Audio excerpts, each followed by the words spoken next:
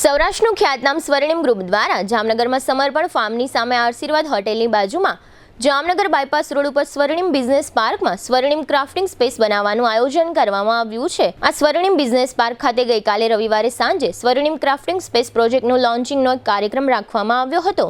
આ લોન્ચિંગ કાર્યક્રમમાં પ્રોજેક્ટ ટીમના આમંત્રણને માન આપીને જીટીપીએલ જામનગર ન્યૂઝના મેનેજિંગ એડિટર જયેશભાઈ રૂપારેલિયા ખાસ ઉપસ્થિત રહી પુષ્પગુચ્છ બુકે આપી પ્રોજેક્ટ ટીમને પ્રોત્સાહિત કર્યા હતા।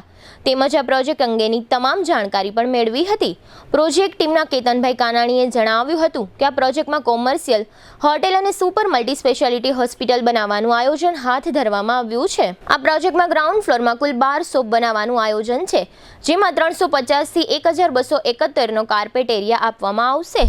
તેમજ આ કોમર્શિયલ કોમ્પ્લેક્સમાં ફર્સ્ટ ફ્લોર તથા સેકન્ડ ફ્લોર ઉપર કોર્પોરેટ કંપનીના 6 શોરૂમ બની શકે તે માટે 1365 થી 2735 સુધીના કાર્પેટમાં જગ્યા ફાળવવામાં આવી છે। આ ઉપરાંત પ્રોજેક્ટ ટીમના અતુલભાઈ ગોવાણીએ જણાવ્યું હતું કે આ સ્વર્ણિમ ક્રાફ્ટિંગ સ્પેસમાં સ્વર્ણિમ એસ્ટોરિયાના નામથી 3 સ્ટાર કેટેગરી લક્ઝરિયસ હોટેલ બનાવવાનું પણ આયોજન હાથ ધરવામાં આવ્યું છે। આ 3 સ્ટાર હોટેલ માટે સુપર બિલ્ડઅપ 1.35 લાખ ચોરસ ફૂટની વિશાળ જગ્યા ફાળવવામાં આવી છે।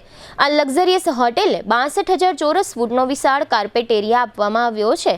આ 3 સ્ટાર હોટેલમાં લક્ઝરી ફર્નિચર સાથે 65 રૂમ તેમજ શુભ પ્રસંગો માટે લક્ઝરિયસ બેન્ક્વેટ હોલ બનાવવામાં આવશે। તેમજ આ હોટેલના ઓપન ટેરેસમાં રેસ્ટોરન્ટ બનાવવાનું આયોજન પણ કરવામાં આવ્યું છે। તેમજ આ પ્રોજેક્ટ ટીમના ડોક્ટર પ્રવીણ કાનાણીએ જણાવ્યું હતું કે આ જ સ્વર્ણિમ ક્રાફ્ટિંગ સ્પેસમાં 62,000 કાર્પેટની વિશાળ જગ્યામાં trusting super multi speciality hospital બનાવવાનું આયોજન કરવામાં આવ્યું છે। આ હોસ્પિટલ 140 બેડની બનશે, તેમજ આઈસીયુ અને એનઆઈસીયુની સુવિધા ઉપલબ્ધ કરાવવામાં આવશે।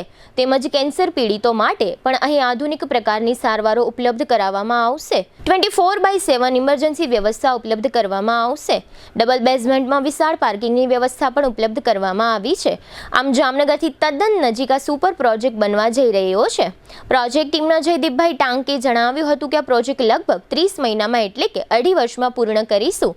પ્રોજેક્ટ ટીમના ચંદુભાઈ ગોવાણીએ જણાવ્યું હતું કે અમદાવાદ અને મુંબઈ જેવા મેટ્રો સિટીમાં હોય તેવું તમામ ફેસિલિટી ધરાવતો આ કોમર્શિયલ કોમ્પ્લેક્સ તૈયાર કરવામાં આવશે। ગઈકાલે આ લોન્ચિંગ થયેલ પ્રોજેક્ટમાં પ્રોજેક્ટ ટીમના ડોક્ટર પ્રવીણ કાનાણી, કેતનભાઈ કાનાણી, અતુલભાઈ ગોંડલિયા, જયદીપભાઈ ટાંક, ચંદુભાઈ ગોવાણી, પ્રકાશભાઈ પીપલિયા, સુરેશભાઈ અજમેરા, નવનીતભાઈ ભાનુશાળી, કેતનભાઈ નંદા, ભરતભાઈ સભાયા, પૂર્વિતભાઈ પટેલ સહિત ભાગીદારો ઉપસ્થિત રહી આમંત્રિત મહેમાનોને આ પ્રોજેક્ટ અંગેની સંપૂર્ણ માહિતીઓ આપી હતી। આ તકે આ પ્રોજેક્ટના લીગલ એડવાઇઝર એવા જાણીતા એડવોકેટ જેસી વિરાણી અને તેમના ધર્મપત્ની કોર્પોરેટર સરોજબેન વિરાણી ખાસ ઉપસ્થિત રહ્યા હતા।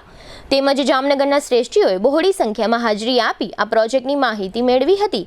આ તકે પૂર્વ સ્ટેન્ડિંગ ચેરમેન મનીષ કટારિયા, હાપા જલારામ મંદિરના ટ્રસ્ટી રમેશભાઈ દત્તાણી તેમજ જામનગરના જાણીતા ઉદ્યોગપતિઓમાં સુરેશભાઈ કાછડિયા, મહેશભાઈ નંદાણીયા, રાજુભાઈ ગાગિયા, વૃંદાવનભાઈ અજોડિયા, વસંતભાઈ કટારિયા, ઘનશ્યામભાઈ સોમાણી સહિતના અગ્રણીઓ ઉપસ્થિત રહ્યા હતા।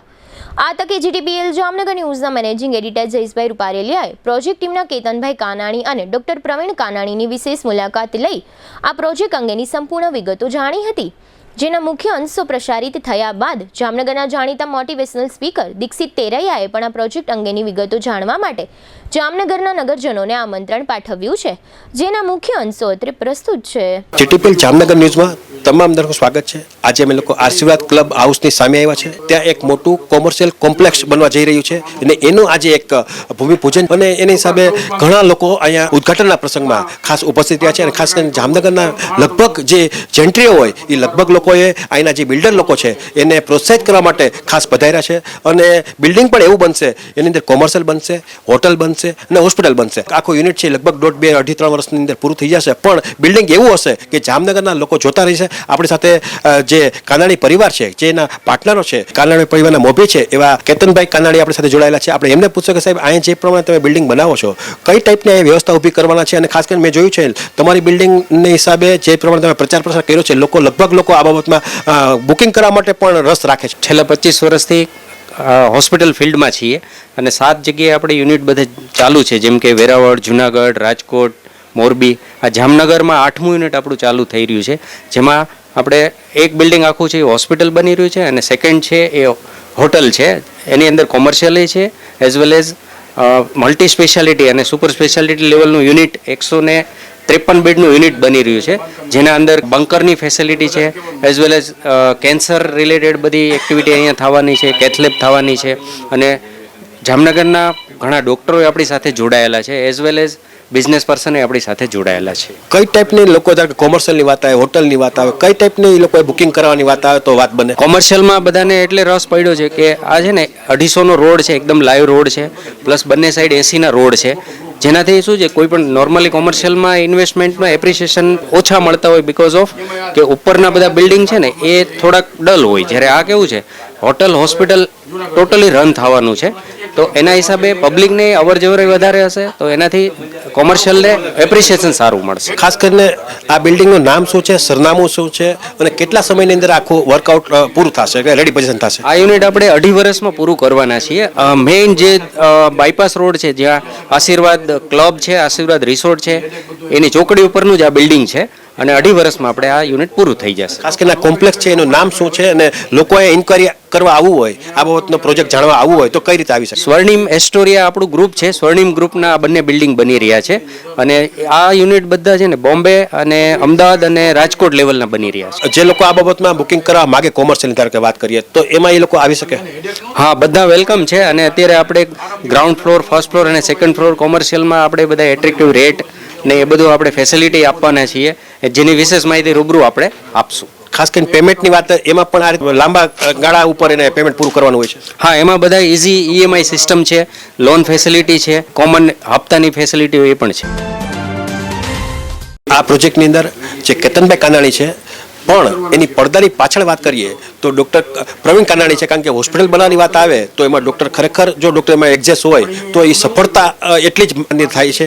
એટલે આ રીતે ડૉક્ટર પ્રવીણ કાનાણી છે, એને કીધું એ પ્રમાણે સૌરાષ્ટ્રમાં 7 યુનિટ ઓલરેડી બનેલા છે, 8મું યુનિટ અહીં બને છે, તો આપણી સાથે ડૉક્ટર પ્રવીણ કાનાણી આપણી સાથે જોડાયેલા છે. આપણે એમને પૂછશું કે સાહેબ, જે પ્રમાણે હોસ્પિટલની જે વ્યવસ્થા છે એની અંદર વિશેષતા શું હશે? આ અલગ યુનિટ એ રીતે છે કે એમાં સુપર સ્પેશિયાલિટી યુનિટ છે, જેમાં કમ્પ્લીટ કેર છે, આધુનિક હોસ્પિટલ બનશે, પ્લસ એમાં રેડિયેશન યુનિટ હશે કે જેમાં અત્યારે જે કેન્સરનું પ્રમાણ વધી રહ્યું છે તો એમાં કમ્પ્લીટ કેર હશે, જેમાં ઓપરેશન થશે, કેમોથેરાપી આવશે, રેડિયેશન આવશે, પ્લસ કાર્ડિયા કેર હશે, કાર્ડિયોથોરેસિક સર્જરી થશે, બાયપાસ થશે, આંતરની કોઈ પણ સમસ્યાને લગતી જે આંતરના ડોક્ટર હશે, એટલે ટૂંકમાં સુપર સ્પેશિયાલિટી કે જેમાં બધા નિષ્ણાત હોય છે, મગજના રોગના નિષ્ણાત આવી જાય, મગજના ઓપરેશન આવે, અદ્યતન આઈસીયુ હશે, એ બધી કેર એક કમ્પ્લીટ મલ્ટી સ્પેશિયાલિટી, જેમાં કે સ્ટર્લિંગ, વોકાર્ડ, ઝાયડસ જે પ્રકારની હોસ્પિટલ હોય જેમાં બધી કમ્પ્લીટ કેર હોય, એ બધી અહીંયા આપણે પ્રોવાઈડ કરશું. ખાસ કરીને જે પ્રમાણે તમે યુનિટ બની રહી છે, કોમર્શિયલ બને છે, હોટલ ભેગી રાખી છે, હોસ્પિટલ બની છે, અને ખાસ કરીને જે પ્રમાણે જામનગરમાં એક નવું નજરાણું કહી શકાય, કારણ કે આ રીતની વ્યવસ્થા જામનગરમાં કંઈ જોવા નથી મળી. હા,